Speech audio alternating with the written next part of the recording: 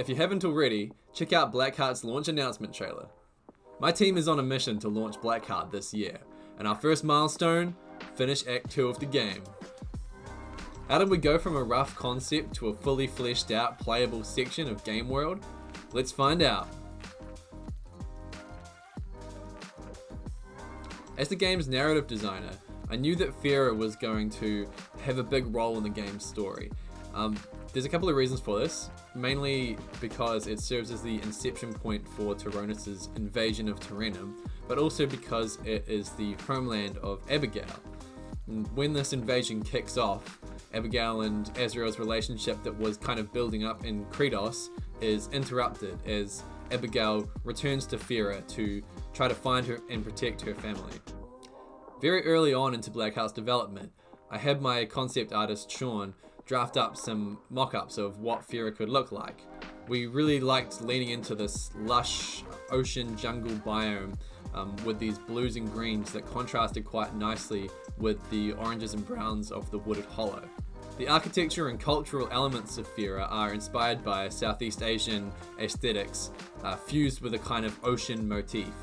I think it gives the country a very distinctive look.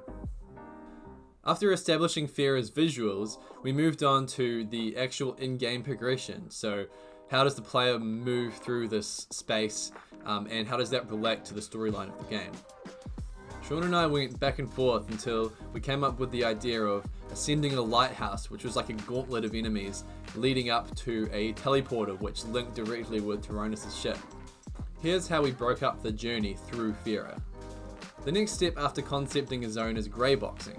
This is essentially laying out levels with placeholder art so we can quickly start getting a feeling for the size and dimensions of the levels and where the important elements in those levels are. At this stage, we're not really concerned about art or sound effects or anything like that. It's more where are we going to put the collectibles and the combat encounters and the hidden areas, things like that.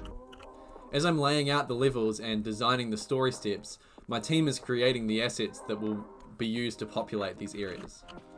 Once the levels are laid out, there's a lot of iteration on the art and mechanics. This is the most time-consuming part of the process.